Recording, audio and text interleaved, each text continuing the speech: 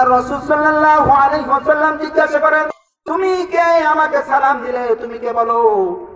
আল্লাহ রাসূল সাল্লাল্লাহু আলাইহি ওয়াসাল্লাম বলে, ইয়া রাসূলুল্লাহ, আমার নাম ছিল আব্দুল উজ্জা, কিছুদিন আগে আপনি আমার নাম আব্দুল্লাহ দিয়ে এরকম ভাবে আমাকে মুসলমান বানিয়েছেন। সুবহানাল্লাহ।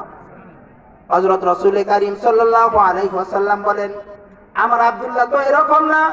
আমার আব্দুল্লাহ আমার দরবারে আসতো বিকালে এক কাপড় পরে, সকালে আর এক কাপড় পরে। আমার আব্দুল্লাহ তো অনেক বড় লোক, অনেক ধনী। এইবার বলে তার সমস্ত ঘটনা খুলে বলে, ইয়া রাসূলুল্লাহ, আমার মা বাবা আমার চাচা আমাকে ধরেছে, আমি যদি আজকে বাড়ি না ছাড়ি তার নয় আমার চাচা বলেছে তুমি নয় আমাদের বাড়ি ছেড়ে দিবে, আর নয় রাসূলের দরবার ছেড়ে দিবে।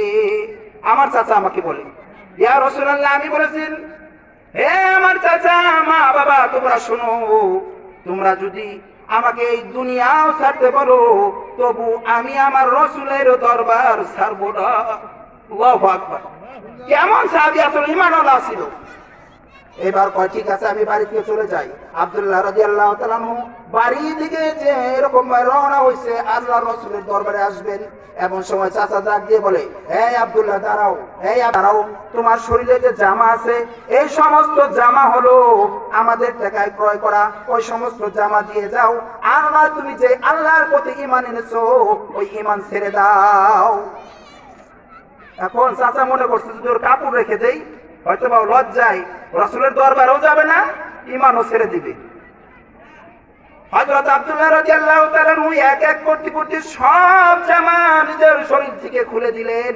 খুলে দেওয়ার পর এবার মা জননীর কাছে বলতেছে, মা জননী, তুমি তো আমাকে পেটে গর্ভে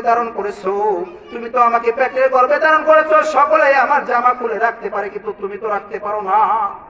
মা একটি সামান্য কাপড় দিছে, সেই কাপড় দিয়ে আল্লাহ রাসূলের দরবারে আসছে। আমি এরকম ভাবে বলে আসছি, হে চাচা তুমি শুনে রাখো, তুমি আমার শরীরের জামা রাখতে পারো, কিন্তু আমি আল্লাহর প্রতি যে ঈমান আনছি এই ঈমান ছাড়তে রাজি না।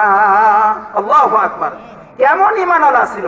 আর আমার আর আপনি ঈমান দেখেন, ওখানে বাজার বসছে, বাজার দিয়ে বলবো, কিন্তু এই জালিসুর রহমানে বসতে পারবো না, অথচ এখানে একটি কোরআনের